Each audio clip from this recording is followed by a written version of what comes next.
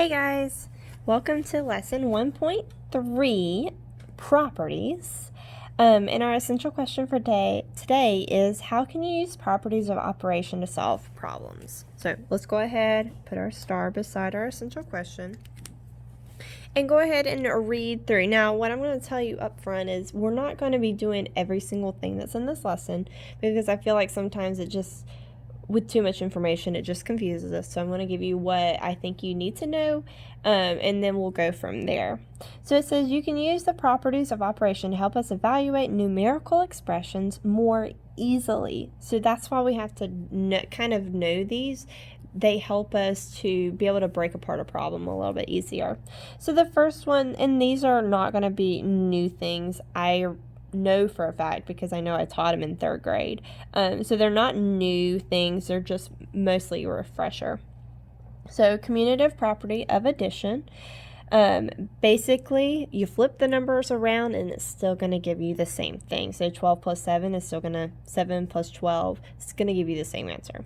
Associative property, if the grouping of addends changes, the sum stays the same. So you can group them up in a different way. So like this one, instead of doing 8 plus 14 first, you would do 5 plus 8 first and then add it up. Still going to give you the same answer. Identity property of addition. Remember, identity, that means when you have your identity property, there's going to be a 0. So anything plus 0 is going to be that same number. Now, the properties of multiplication. Commutative property, look, it's really similar to addition, except you're just using multiplication instead.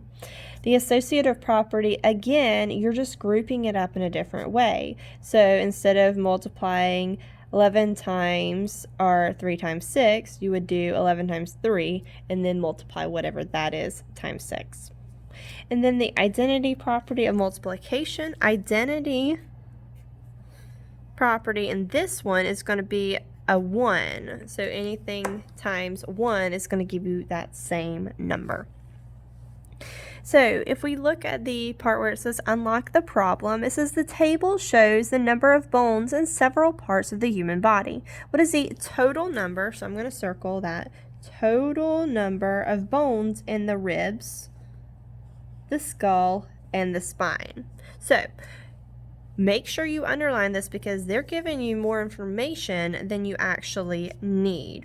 So it says to find the sum of addends, use mental math. You can use the commutative and associative properties. So a lot of this you're using mental math, but they're giving you these properties in order to help you fully use that mental math more easily.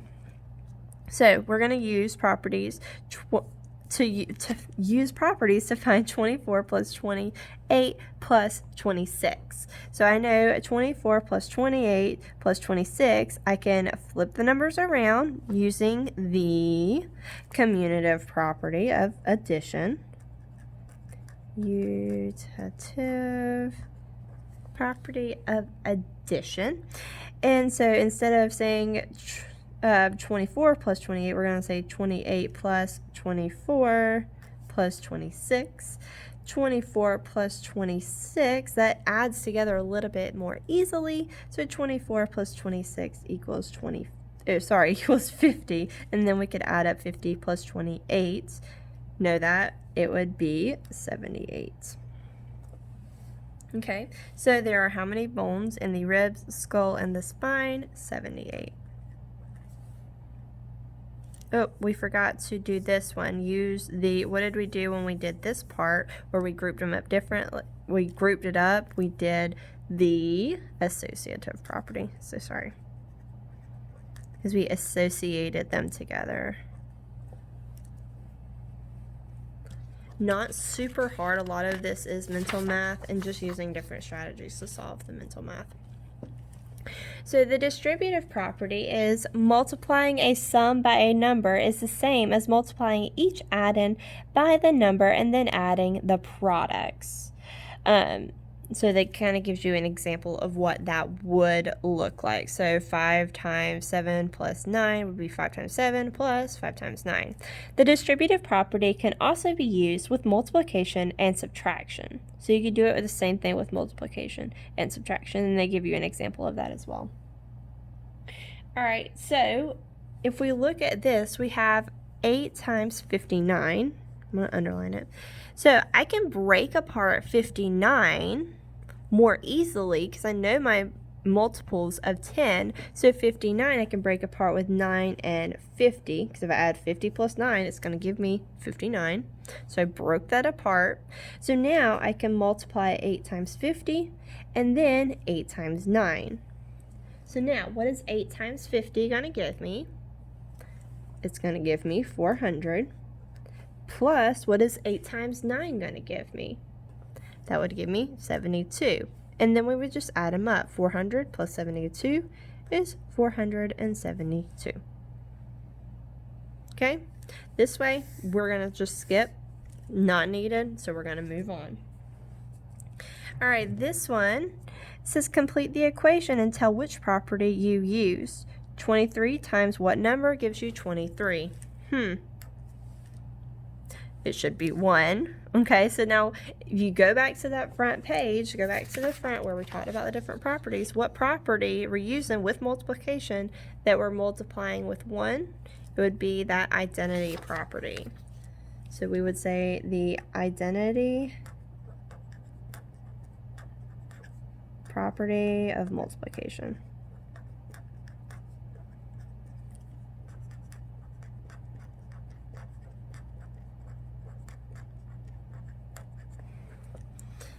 Now we have a 47 times 15 equals 15 times, we're flipping it around, you're just changing the order, 47. So go back and look at your notes, see which one it was. And it would be commutative property of multiplication.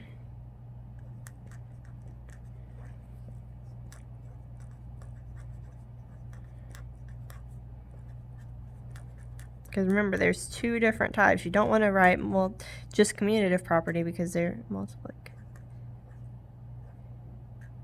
Sorry, I think I just spelled that wrong. You don't want to write commutative property of multiplication if it's the addition and vice versa, because then it just wouldn't make sense. Okay, so this one, it says use properties to find 4 times 23 times 25. So the first thing they did, they flipped some numbers around, and we know that there would be a 4 right here, and we know when we're flipping numbers around, that would be the commutative property. So then we would be saying 4 times 25. Since they are grouping it up, you see those parentheses tell us they're grouping it up. So that would tell us it's the associative property. And then 23 times, what are we putting right here? What is 4 times 25? That would be 100. Think of money when you're multiplying times 25, or quarters. And now 23 times 100 would give me 2,300. Okay, so now with these, I am not, when it says use properties to find the sum or product, I just need you to find the answer. Now, if I don't need you to specifically tell me, like this one says tell which property you used. You don't have to tell me which property you used. As long as you know how to use the properties, that's all I really care about. So I want you to do on your own, number 2, circle them, 3, 4, 5, 6, 7, 8, 9, 10, 11, and I want you to try to do number 12. It is a hot problem, so it's going to be a little bit harder, but you can do it. I believe in you. Flip to the back and do number 13, 14, 15, and 17. Okay. Like always, if you have any questions, make sure you message me. And I feel like for the most part, you've got this. There might be a couple that you have some a little bit of trouble with, but for the most part, I think you got this. All right, have a great day, guys.